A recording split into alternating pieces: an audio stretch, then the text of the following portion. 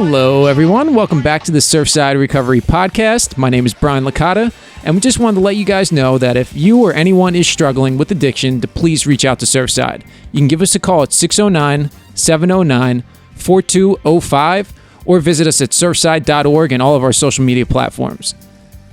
What are we doing today? Well, whenever you're ready to start, We've been started. But like real podcast. Real podcast. Welcome back to the Surfside Recovery Podcast. It is 7:30 in the morning.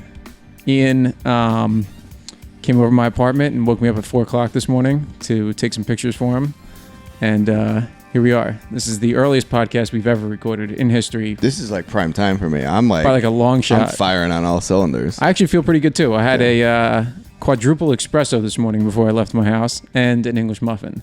I did some interval training, had a breakfast, and a big coffee. What is your breakfast routine? Do you eat the same thing every morning? No. Is it a shake? Today, is it eggs? Today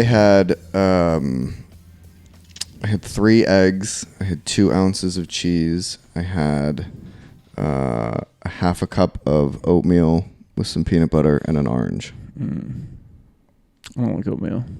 It's disgusting. If it's done right. If it's too watery and sloppy, it's gross. If you ever have to preface with a food, if it's done right, then it sucks. I would also maybe agree with that. So anyway, so the last episode of last season, right? Is that right? The last Before episode Devin. of last season, it was our Christmas special. Yep. I had a really cool shirt on, and you gave it a 10. I do recall that. Yep. We talked about, I don't remember that. I probably gave it a 1. We talked about a project that I was working on. Yes. You left everyone on a cliffhanger.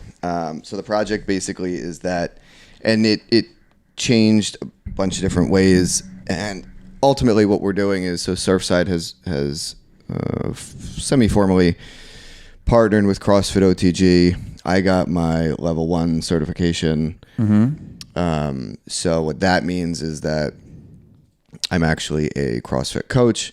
A couple of other staff are getting the level 1 training as well. We are going to be doing CrossFit at least 3 times a week, which is pretty cool. Mm-hmm. We've got a solid group of guys right now that are really into it. So there's that. So that was the main project. There was some consideration in opening our own gym, but that ended up not coming through.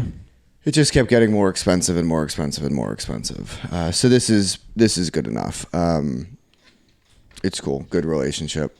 We've been there anyway. You know, some of our staff and graduates have gotten memberships there. So it gives them a taste. And then if they want to be a part of that community, once they leave Surfside, they've already been introduced. So that's cool. Are the new residents coming in going to get like an opportunity for membership, or is it just like part of the activity that happens each week? It'll be part of the weekly activity. So, they've got 3 options. They can go up to 3 times a week now, where before it was this Saturday, just once a week. Well, technically it was 3 times a month. Right, it's a family weekend. Now it's going to be 3 times a week, except still the first weekend of the month because there's a coaches meeting. So are you guys going to be coaching the classes? So I'm coaching currently. So you're coaching the Surfside classes? Correct. Interesting. So who else is coaching? I know Beatley's going to coach. He's getting ready to take his test. So by the time this podcast what's that process like? Do you have to go somewhere to take the test? Yeah, it's a full day. You can't talk over there. You don't ever want to be on the podcast. You have to stay quiet. We try to get Andrew on the podcast all the time, and he doesn't want to. So let me see that thing. So basically, there's so this is the book. It's pretty extensive. Has different it's really the entire methodology behind CrossFit. And I think it's actually super good. Is that even God, it's early. Is that even an appropriate statement? Super good? Super good? No. Yeah. I'm making things up now. So it's super good. And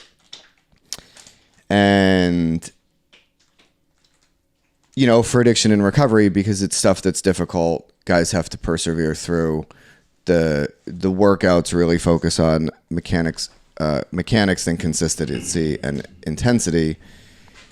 And as the intensity increases, they become obviously more difficult, right? And so it's really a good metaphor for addiction recovery, because although it is very difficult for a short period of time, the reward at the end is typically great, right? So if we can start to retrain the brain to understand that it is this pain that you're going through, right? This experience is not going to last forever, right? You are not going to feel like this your entire life. It is a short experience. Push through, get through, persevere through it. You'll come out on the other side. So, I think there's a lot of stuff that, like a lot of physical activity that can work through addiction recovery. But like what we've seen is a lot of guys in addiction recovery can't handle any sort of discomfort, especially opiate addicts for some reason. I've noticed that they're much more sensitive in a lot of areas, and God forbid it's painful or difficult, or it's not as easy as what they thought. They want to quit and give up and, ask mom to fix it.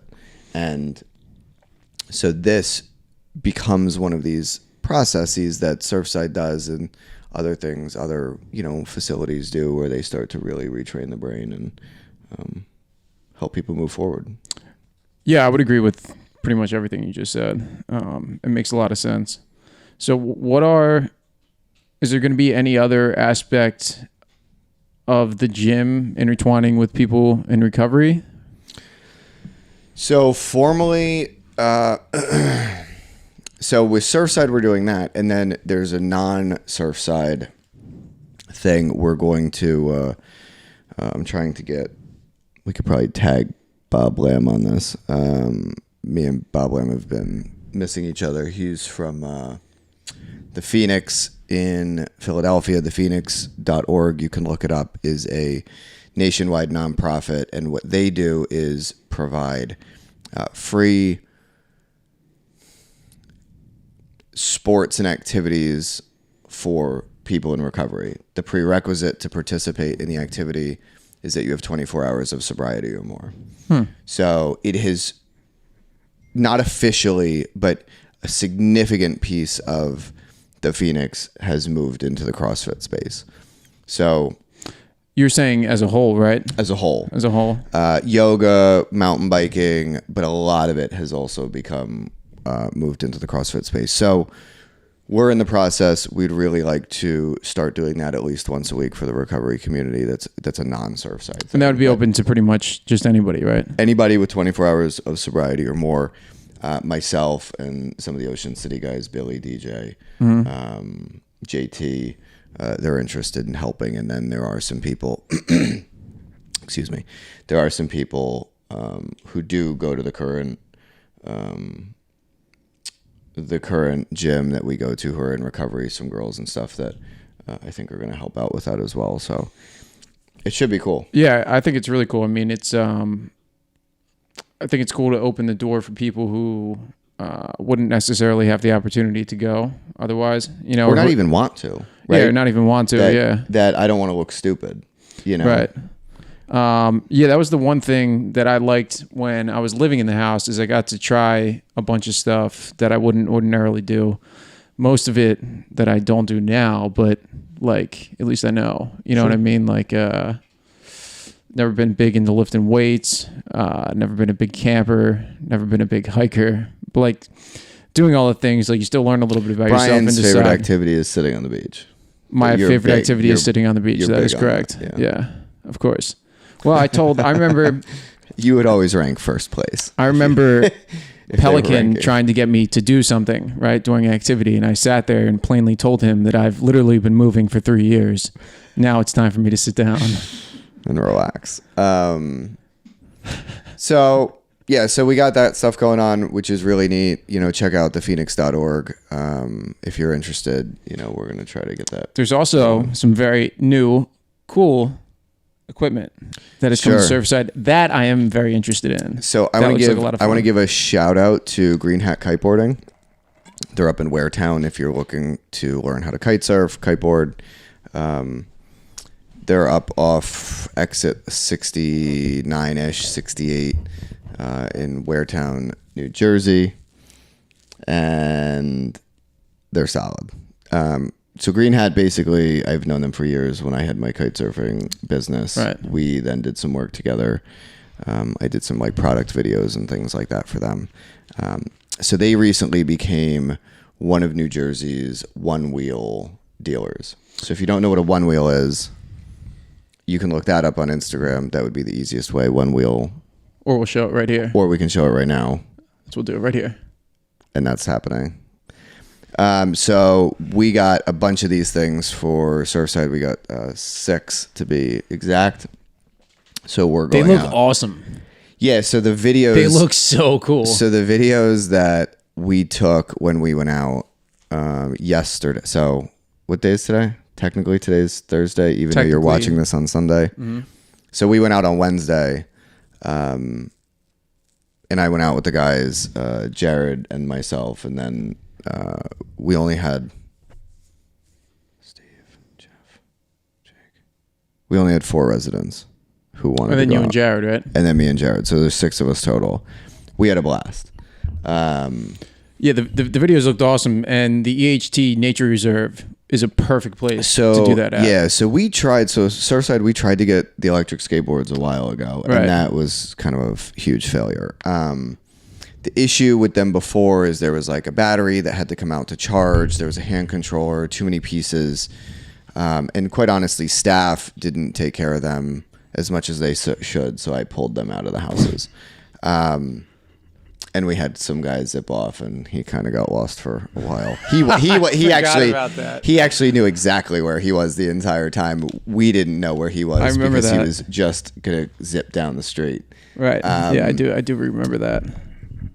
Yeah. So we basically pulled them out of the houses. So these are going to be used in slightly different capacity. They're not going to be staying down at the houses. They're going to be out here.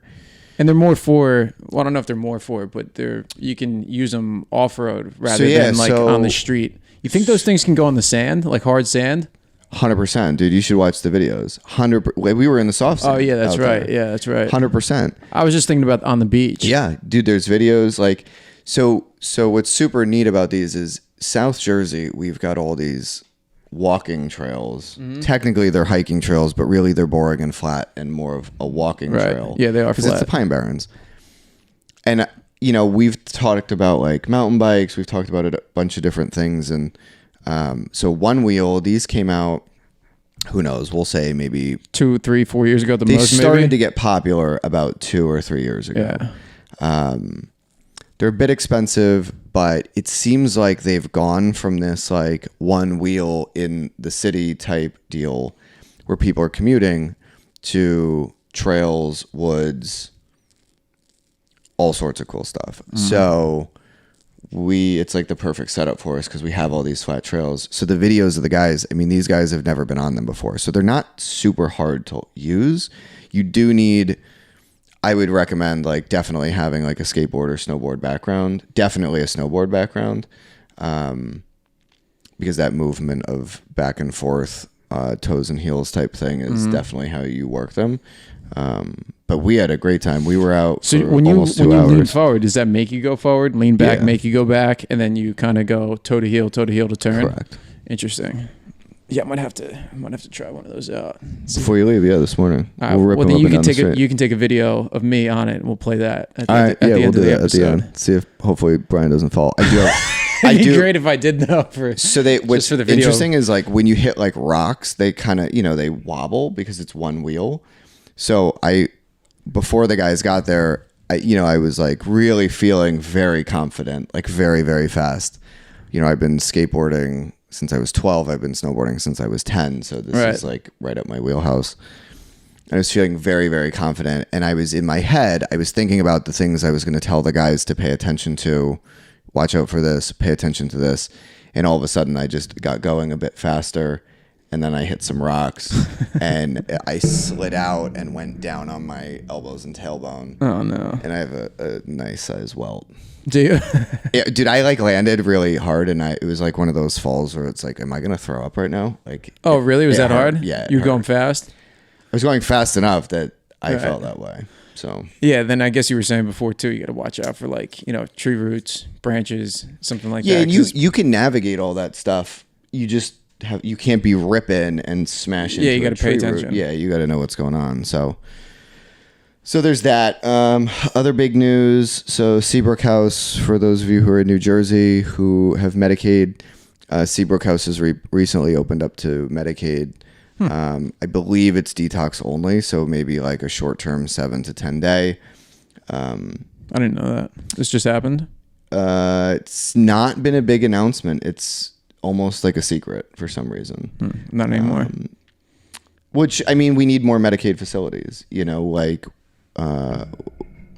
always have waiting lists. I mean, we have Maryville. We've got Gen Psych as a detox. We've got a couple things up north. But in terms of like residential detox for Medicaid, there's just not enough options, and they're always full. So it's good that Seabrooke is open that up. So do you have any idea how many? Like, did they do it based off a percentage of the total number of beds, or no idea? No idea. I have no idea what's going on. I know they've been major layoffs over the last 6 months. So I don't know. There's some rumor that they might be selling, or who knows what's going on. But they got some Medicaid beds now. Yeah, which is good. Cool. What else we got going on? I don't know. Do we have any cool guests coming up here in the future? We do. We don't know who they are though. We have a couple. They don't know yet either. We have a couple coming up. I think we're really looking forward to the spring. I think that's on my agenda. I cannot wait until it's summertime again. I'm not necessarily ready for summer. Spring. Not cold, anything but I mean, it's been nice. We've had a really nice winter overall, but I just can't wait till it's like 60 degrees. 65, 70, 75, 80. So 60 to 80 degrees. Although this podcast has not been super exciting, I'm sure that's okay. Basically what's going to happen is next couple podcasts, and we've gotten a bunch of requests to talk about the 12 steps. So we are going to start doing that. We'll probably do the Brian and Ian tapes. The dark tapes, they'll be called. We'll probably do step 1 next week, right? Can we do that? Yeah. And then we'll probably do step 2 and 3. I don't know that we're going to go much deeper than that, but I know we've gotten a bunch of requests to do that, so we will do that. Also, if you guys have topics, things you want to talk about, or want us to talk about, that's good as well. Comment, like, subscribe, all that good stuff. All the good stuff. We'll see you next week. We'll talk about step 1, 2, tree, all the things. Thanks for watching. As always, if you or someone you know is struggling, please reach out to Surfside. You can give us a call at 609-709-4205 or get us on the web at surfside.org.